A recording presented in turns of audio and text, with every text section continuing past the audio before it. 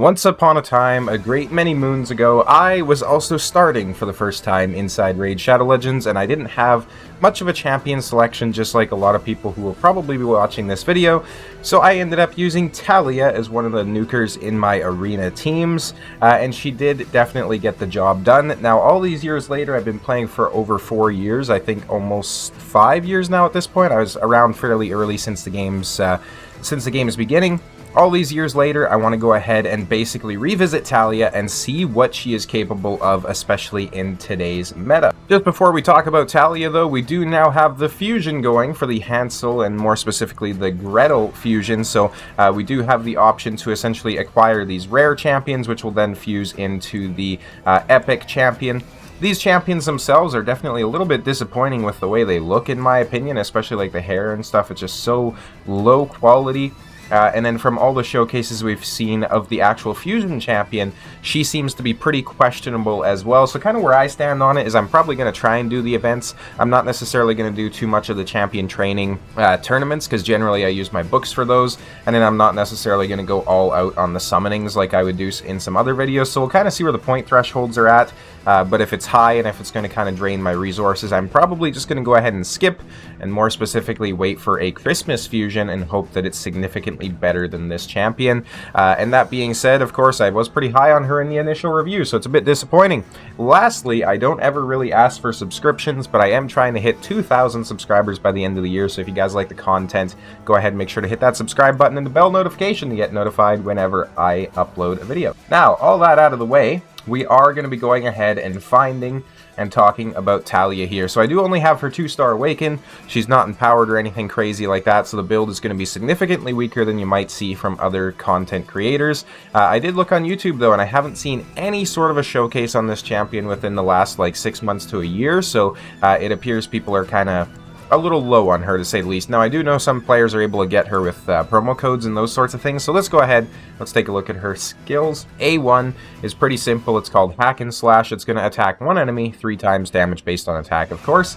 This has a 1.2 times attack multiplier, so a 3.6 all things considered. Not terrible for an A1. We would certainly like to see some sort of an effect with it, considering the multiplier is that low. A2 is going to place an increased attack and increased crit rate on this champion for 2 turns, then attacks all enemies. Also going to have a 75% chance of placing a bomb that will detonate after 3 turns when Phoenix is on the same team.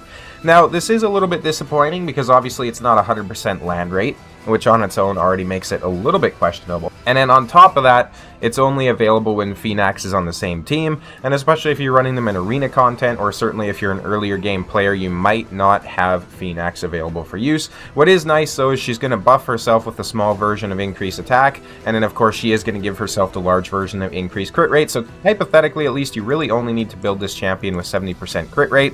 Her A1 doesn't have amazing multipliers, so you're not necessarily looking for those crits anyways, and then she's going to self-buff herself whenever she does her big AoE. This particular skill, Rise to Duty, is going to have a 3.9 times attack multiplier, and it is on a 3-turn cooldown, right? So having bombs that last for 3 turns is a little bit questionable too. By the time that, those bombs are actually going to detonate, you'd kind of hope to already be through that wave. Now, on to her last skill here, which is going to be Awesome Presence. So this is on a 5-turn cooldown. She's going to place a counterattack on herself for 2 turns, and a 75% chance books to 100% chance of placing a weaken debuff for 2 turns on enemies. A weaken debuff on enemies for 2 turns. They worded that a little bit differently, but she is a bit of an OG champion. She definitely doesn't have the best kit, that's for certain, and I did actually replace her fairly quickly, so I do remember kind of how my account progressed. So I went with Tallia first. She was essentially my first arena nuker after Kale, and then after Tallia, I was actually lucky enough to pull Ray, the legendary from the Dark Elves, so she replaced Tallia, and it was kind of a cool progression like that. Let's go ahead, let's take a look at the masteries. First of all, we do have her in fairly basic nuke masteries here. Let me go this way, actually. So we do come down to Methodical, of course, because she does have a lot of counterattacks, and she has a triple hitter A1, so we want that increased damage. And then, of course, we do come down the Helm Smasher as well, so that we can go ahead and basically have a better chance of ignoring defense. In terms of blessings, I do currently have her, excuse me, built inside Phantom Touch. If you have her a higher Awakening, you could certainly use Cruelty. or more importantly, you'd probably want to run Crushing Rend if you have her 6-star Awaken specifically. You could still run it at 5-star Awakening too, but you're just not going to get the same use case out of it. For a build, this is what we're rocking here, so I did essentially just go ahead and move my Sun Wukong gear over. It's pretty much the best damage dealing gear on my account, so she is pretty speedy. She's going to be going at 280 speed with 5400 attack. Now, she does have decent base attack, but obviously you can get this up a little bit more if you have applicable area bonuses, or of course if you have empowerment on her. 103 on the crit rate and 260 on crit damage. Now, she does only have 142 accuracy, which means that we're probably not going to be landing her weaken, and we're also probably not going to be landing those bombs even if Phoenix is on the same team. In terms of the gear itself, this is kind of how it looks here. So we have a very nice speedy banner. We have a nice crit damage with crit damage ascension for the Sacred Order here too, so that's quite nice. We have a very good attack ring, and in this particular upper gear I've showcased all the time. It is not min-max, so you can certainly get better gear, that is for sure. We're going to go ahead, we're going to hop over as always to Dragon 20, and we're going to bring her in. This was the team I was testing with last time, so what we're going to do here is we're going to go ahead and bring her in and test with Lydia, Arbiter, and maybe Eostrid as well, just so that we can get the increased crit damage. I think Eostrid places that. There's my Tallia. Let's take a look at Eostrid here. I think she places the increased crit damage. No, sorry, just increased attack. We'll go ahead and bring her in anyways, just to cycle through the turns a little bit more effectively with her turn meter boosts and all those sorts of good things. And then, of course, she does place a weaken on the enemy team too, but Lydia should also have that, so we'll just have some coverage there in case it's resisted or something crazy like that. Now, she is a Magic Affinity champion, which is going to mean good things, of course, because this is a Magic Affinity enemy team. Let's go ahead and get that decreased defense and weaken. Now, I think we'll go ahead and test her A1 first, so we'll essentially just see what the A1 is capable of doing against the enemy. Maybe the Apothecary, so this is a 3-times hitter. We're going to go in, boom, boom, boom! She's going to do about 40k per hit, which isn't terrible, certainly. Of course, keep in mind that there's no other effects with it, right? So you're not really getting any sort of ignoring defense or anything like that, like we might see from epic champions these days. No debuffs coming in, nothing crazy like that. Now we're going to go in with her A2 and see what she's capable of here. So this is the AoE, increased attack, increased crit rate, and she just basically does a smack. So let's go ahead and see what she can do here. And boom, she does about 160 on the higher end, so she does do a little bit of damage. Now, what's crazy is that damage is very similar to the damage that Scratch was actually outputting with a new Fusion Gretel with very similar gear. So that's actually kind of crazy that this champion is able to do similar damage to her. We'll go ahead, we'll do one more run here, and we will use the A2 first, just so we can kind of get a better idea of the damage across the board there. Let's go ahead, decrease defense and weaken. We'll go ahead and slow it down here. We're on the A2. I do definitely like her animation for this. Let's go ahead and do the AoE. Boom! We do about 160 on the higher end and about 108 on the lower end there from what I've seen. So as you can see, she gets fairly close to killing everybody, which is quite nice. She is a very, very cool looking champion as well, right? Like just having kind of her sword there with like her knight type aesthetic is very, very aesthetically pleasing, to say the least. What we're really looking for here is essentially just some sort of a speed team that we can go against, but we don't necessarily want you know, somebody who's going to put a whole lot of CC against us. So we'll go ahead and we'll see if we can beat this team. So what I'm thinking here is we might want to bring in, of course, our Arbiter and an Eostrid for the boosts. We'll go ahead and we'll bring in our Tallia, of course. And then the other champion that we're probably going to want to bring is a White Queen Ancora. And the reason for that is she's essentially going to go ahead and eat up any sort of freezes that the Tormund might place. Now, I do hope we are faster than this team. We have a 370 speed Arbiter, 369 roughly, but we were not fast enough, which is a bit of a shame there. We could still revive our Tallia, but we did get locked out, so we'll have to go ahead and find a different team. I have been power crept quite significantly inside the arena. It would seem my champions, as fast as they are, just aren't fast enough anymore, unfortunately. Blessings have certainly played a key role into that as well. I'm actually going to back out here. We should be bringing the Lydia instead, just so that we can get that decreased defense and weaken to really do a showcase of this champion. So let's go ahead and grab the Lydia there. In terms of blessings and stuff like that, I'm curious what your guys' thoughts are. Have you been able to get some good blessings for your champions, or are you kind of in a situation like me where you probably haven't farmed the Iron Twins enough and you haven't swiped your credit card enough, so you don't really have good options? That's kind of where I'm at. Excuse me. Alright, we're going to go ahead. We're going to go in with the AoE. Two of these champions are strong affinity against us. Let's see how it goes. Boom! We get about 130, 140 there on UDK and Rhonda. I couldn't remember her name for a second.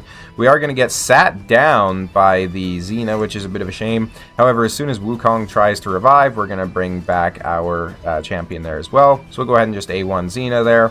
Now, keep in mind, of course, that she doesn't have anything available apart from her A1 and her A2. A3. The A3 doesn't do damage, though. So we're going to go ahead and do about 30k there to finish him off. This team here, I might be able to beat in terms of speed. I doubt it, but we'll have to wait and see. They do have a 32% speed aura, which is a bit stronger than ours.